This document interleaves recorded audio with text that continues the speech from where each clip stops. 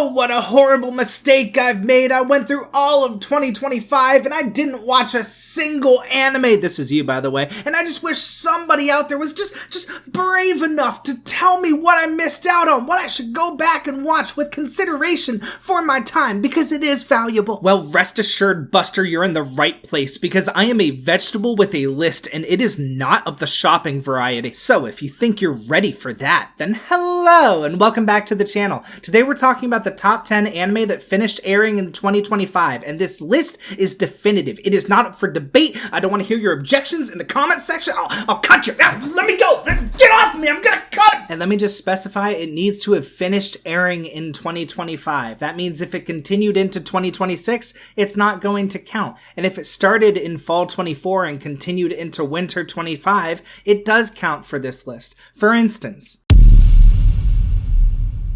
it's actually not that good. It's recently been discovered that when members of the anime community see a show like this, something happens deep within their brains that fires off a bunch of neurons that makes them collectively lose their fucking minds, and whatever that is, I don't have it. I don't understand the appeal. And, you know, when you change up the formula of your show and you make it sort of anthological in a way, you know, I guess people see that and go, oh my god, this is the best thing I've ever seen. There's different characters that you're following. Holy shit! It's like Lego Star Wars or some shit. I like Lego Star Wars, but I don't understand the appeal. For the record, I kind of liked what I saw, but I just don't think it's worth having a position on this list, not even in honorable mentions, which is why it's here in the dishonorable mentions. Speaking of which, dishonor on you, dishonor on your family, dishonor on the person who wrote you, and dishonor on the people who voted for you as Anime of the Year. You are so fucking not even close. I'll give you the sick fights, I really will, but lacking in everything else means you shouldn't be touching anybody's top 10 from last year. And speaking of sick fights, I know everybody loves One Punch Man, and I did too in season 1. I didn't love season 2 as much, and I just didn't have the time to get to season 3 this year, so just let me know how it was, okay? And while we're at it, here's the big ones I didn't see. Pause if you want to read the explanations. I liked it. For the honorable mentions, fantasy fans were eating good in 2025. A Wild Last Boss Appeared had amazing visuals and fights, and I have a soft spot in my heart for Shield Hero, but I still think Season 4 was one of the best things that aired last year. But Seventh Prince is still peak fantasy slop. I wasn't the biggest fan of how Season 2 ended, but the rest of it is still a visual joyride, and it's just action-packed this season. If you're not keeping up with this series, that is a mistake on your part. I do feel the need to mention Nyaight the Living Cat here because while it's not as good as the rest of the shows in honorable mentions, it is probably the most unique thing I watched in 2025. Combining the anime medium with 80s horror movie parodies was a great idea. Just because I was too emotionally weak to finish Apocalypse Hotel doesn't mean it shouldn't be mentioned here. From what I saw in the first 3 episodes, it deserved to be a part of the conversation, so if you're more mentally stable than I am, then give this one a shot. The second seasons of Apothecary Diaries and Dress Up Darling are in the same situation for me, where the first season would have made it into the top 10, but the second fell short. The animation quality on Dress Up Darling seems to be better, but apart from that, everything is just a little bit worse. I'm not saying it's bad, it's just the magic they had in season 1 is just, it's wearing off just a little bit. And Apothecary Diaries is starting to wear on me because the scope of what Mao Mao does in the Rear Palace is starting to get ridiculous. It's like, oh, Detective Mao Mao, there's a rebellion, we need you to help put it down. And it's just like, she's an apothecary. This has nothing to do with her skill set. At the very least in season 1, all of the issues that she helped out with had to do with what she was capable of, or specific situations that involved her. And now she's starting to turn into like Mystery Inc., where the Rear Palace doesn't know how to solve a problem. They're just like, get the detective on it. It's like, it's just getting a little bit silly. I do still enjoy it, but, you know, it seems like you're getting ready to jump the shark. And the one that just barely missed my list was Windbreaker Season 2. It is still the best fight choreography you're going to see in anime right now, but the issue that they still have, in my opinion, is that it's tough to get invested in the story. They're making improvements in that regard in Season 2, but they're still not quite there yet. I do not hate the anime, by the way. Let's get moving on to the top 10, starting with an anime that I really wish I didn't have to mention here, but at the end of the day, I just can't help it. If you watched my video talking about Kowloon generic romance, you might be surprised to see it here if you remember that I gave it a 7, but you might also remember that at the start of the anime, I said I thought for sure this was going to be a 10 out of 10. This show deserves all the respect in the world for perfectly invoking a feeling of nostalgia for an era of anime I didn't like, a place I have never been, and a time that I did not live through. And on top of that, the mystery thriller plotline was absolutely gripping. And I will reiterate here, I did not like where it ended up, but my visceral reaction to the conclusion was only possible because I was entranced by the plot to begin with. And I'm not so self-aggrandizing that I would claim that my opinion on the outcome is indicative of some absolute truth that the anime is bad. And if I'm compiling a list of the anime from 2025 that you have to watch if you missed everything, Kowloon generic romance deserves a spot on that list, albeit with a few caveats. Alright, I'm putting away the dictionary. We can do the rest of the video like normal. At number 9, Clevatess is just really good. There's no moments that really stand out to me or specific things to talk about. It's just very, very good at what it does. The dark fantasy setting is well fleshed out. The characters are very much likable. The morality is very much gray. I can't remember a single time they slipped up, and I don't think they did. If I have any complaints, it's just that the peaks weren't as high as other shows in my top 10. They weren't even as high as Zenshu, which is another show that fills a similar dark fantasy role that aired in 2025. But while Zenshu was spilling its spaghetti all over the place, there's no spaghetti to be found in Clevatess. Moving on to number 8, it's Let's Go Karaoke, and you need to watch this show. It's got bad karaoke singing, it's got a vaguely defined and kind of gay relationship between a Yakuza member and a high school boy, and I'm sure that doesn't sound very good, but somehow it still is. It only has 5 episodes, and you only really need to watch the first 4, and that format is so perfect for what it's trying to do in exploring the process of losing the thing that matters most to you as a person and trying to find a new understanding of yourself while surrounded by the absurdity of just living in this world. It's one of those very human stories that resonates with an audience, but this one doesn't waste any time on pointless side quests trying to fill out a 12-episode run. And this is the one on my list that I assume most people either skipped or missed due to reading the synopsis and thinking it's uninteresting, or seeing the shorter runtime, or any number of reasons, which is why it's the one that I'm emphasizing the most. You should really give this one a shot. At number 7 is Musume Cinderella Grey, and that is because both Part 1 and Part 2 aired in 2025. If it was just Part 1, it would have been in the top 3 or 4, and if it was just Part 2, it wouldn't have been in the top 10 at all. I was really keen on Part 1 because it felt like they were bringing out the best possible version of Musume. Like this was going to be a long-standing frontrunner in any sports anime conversation, and I was really disappointed by Part 2 because it felt like they fell back into the issues that I had with the first 3 seasons of Pretty Derby. Initially, it felt like they were trying to enhance the viewer perspective of the races, to sort of abandon realism and put you right in the middle of the action and just make it visually pleasing, as like an anime should be. It doesn't need to be realistic. You know, apparently Demon Slayer, they don't actually have the fire on the swords and whatnot. Same concept here. Of course, I know that these characters aren't like exploding lightning when they run, but it's cool. It's a great visual for the watcher. And in the first half, it felt like that's what they were building up toward. I thought for sure in Part 2, we were going to get Ogre Cap built up as this beast tearing the field apart, chasing down the people in the front of the pack. But instead, we got an attachment to realism in the second half that I don't know where it came from. I don't know why they did it. It's just, I'm left with so many questions after watching Part 2. And that's not even mentioning their compulsion to avoid focusing on our main character for more than 2 episodes, and their obsession with the zone that made absolutely no sense. But that's just me complaining about what could have been. I mean, at the end of the day, it's still at number 7. It's still in my top 10, and Part 1 is doing most of the heavy lifting on that front. If you're new to Musume, Cinderella Grey Part 1 is a great place to jump in. Part 2 will probably let you down, but you'll enjoy Part 1, so just do that. At number 6, I got Flower and Asura, which is another character-driven anime about a niche hobby a la Run with the Wind and Negapazi Angler, but is it good?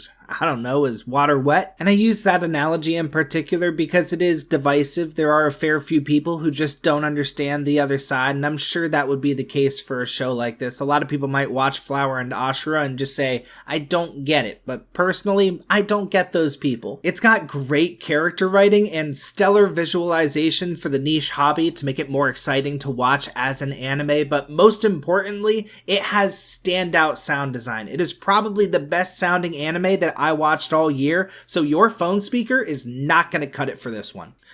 Do people even watch anime on their phones? If you watch anime on your phone, tell me, like, how'd you end up like that? The point is, this hits. I would argue that the climactic final confrontation in the last episode hits harder than your average action anime final episode, because this is just well written. As it turns out, the genre doesn't matter. Half of the isekai that I watch have the most boring conclusion you've ever seen, whereas this final episode, yeah, my chest was tight. This shit went hard. Or maybe the point is I'm running out of ways to say anime good. Luckily, I don't need to do that anymore, because numbers 6 to 10 were sort of like playing spoiler. You don't necessarily know what's going to end up there. You might be surprised that a certain anime made it and a certain anime didn't. Numbers 1 to 5 are obvious. If you have any awareness of the anime scene from 2025, you should know exactly which 5 shows are going to be in these spots. And if we're talking big boys, it's only right to kick things off at number 5 with Sakamoto Days. Both parts 1 and 2 aired in 2025, so just like Cinderella Grey, I'm combining them for this list, but that doesn't really move the needle much. Part 1 introduced us to the Tone, the big fat convenience store worker and his Esper sidekick, both former assassins, getting up to their silly little daily shenanigans,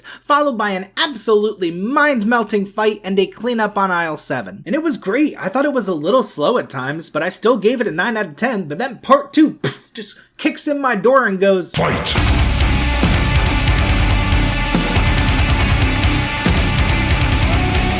Holy shit, did they ever pop off? Part 2 seems to have capitalized perfectly on the setup from part 1 by saying, we're just gonna fight all the time, and that's such a rare treat, because sometimes, part 2 is more of a continuation of part 1. Sometimes it's a significant drop-off. In this case, it was just action-packed adrenaline's fights in your fucking veins. It was sick. It was almost my number 4 pick, but it just barely got edged out for one very simple reason. Nakata Joji. Number 4 is Shangri-La Frontier Season 2, and while I'd love to say it's just because Nakata Joji voices this character, there are a few other reasons why I thought that this season was standout. For one, they managed to clear the non-reality hurdle, because if you know anything about Shangri-La Frontier, you know this isn't reality, it's inside of a video game. That means the stakes are 0, except I actually care what's going on inside of that video game because the lore within the universe is so interesting. The way that the game functions is so interesting. Everything about it is just interesting as a viewer, and therefore I actually care what's going on here. But also, big fight, big fight, yeah, big fight, big fight, yeah.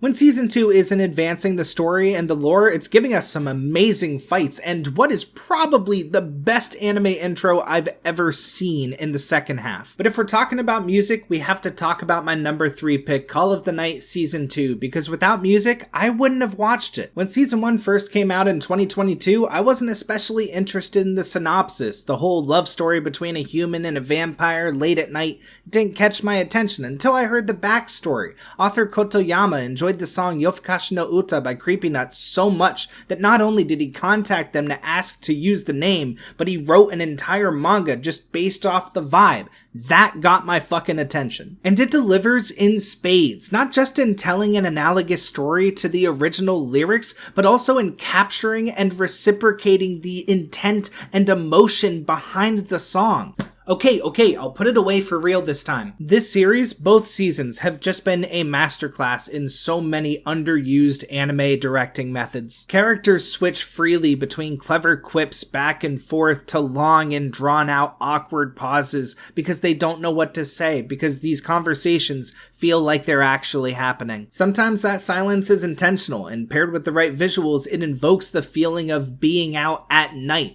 whether that's the danger of not really knowing what's going on on, or the certain uncanny feeling you get when you see visuals that don't quite make sense to you in the darkness, or it's the peace and quiet of knowing that nobody else is around, that you feel like you're the only person in the world. I'm a bit of a night owl, if you can't tell. And when it's not drawing all of that emotion out of you with one background shot, it's telling an interesting story of a boy trying to fall in love with a vampire that works as a great metaphor for falling into this crazy and wild and dangerous lifestyle that's new and exciting and intoxicating, while also being terrifying and something that you really don't understand, that originates in the song Yofukashi no Uta by Creepy Nuts. I could rant about this anime for a really long time, but I'm not doing that. Season 2 is everything good about Season 1 with a bit more action and a bit more character backstory. The anime is still defined by the moments in between. Yes, there are big things happening. Yes, there is a main plot, but my favorite part of the anime is what happens in the middle of all of that. The uncanny angles and shots that make you feel like you're actually out late at night or doing something you're not supposed to do. That unsettling feeling that the anime gives you, I am in love with it. But unfortunately, that wasn't quite enough to bring it to the #1 spot this year,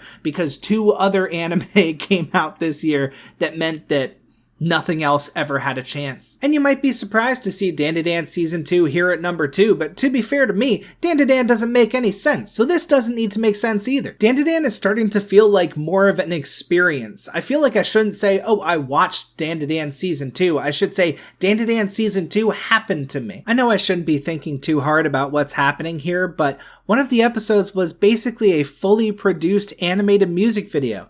What the fuck was that? And that was one of my favorite episodes of the season. It might have sounded like a complaint, but that's just because I bitch a lot. If not for the last 2 or 3 episodes of this season being slightly worse than the rest of them, I would have had trouble trying to decide a #1 spot. So if anything, I am grateful. Dandadan, thank you for very, very slightly dropping the golden ball on those last 2 episodes. Of course, that means there's only one anime left, one that stormed into 2025 like a bat out of hell to claim its spot at the very top, to stand head and shoulders above everything else that came out last year as the one true king of the trash.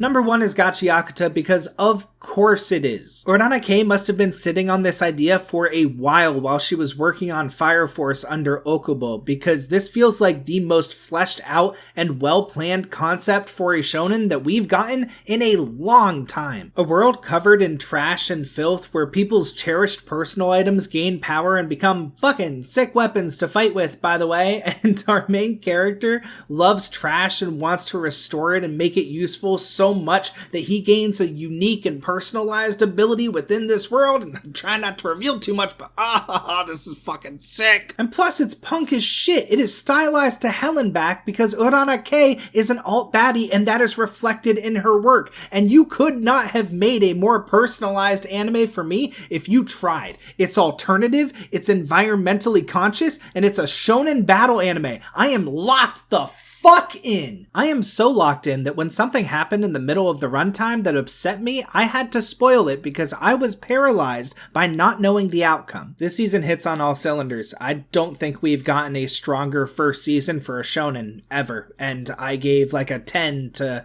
Hiraka Season 1. This blows that season out of the fucking water. It's a good time to be an anime fan, man. I mean, like, lately, I just keep on getting these shows that are trying to bump other shows out of my top 5. I don't have a specific top 5. I just have Run with the Wind at #1 and 4 anime that I love just loosely arranged behind it. But, like, is Gachiakuta better than Anohana? Honestly, it might be. And unfortunately, at this point, I might actually have to reconsider what my top 5 actually looks like. And it's because fucking shows like Dandadan and Gachiakuta keep on showing up because we're just in an anime golden age. It's a great time to be an anime fan, man. But let me know what you think. Was there an anime that I missed that I just didn't watch? It's very much possible. Not even I can get to everything. Was there an anime that you thought was misplaced, and why? Let me know in the comments below, unless you're going to talk about Solo Leveling, and then shut the fuck up. I'll see you guys next week, and I actually mean that this time, because winter is almost over and I am really behind.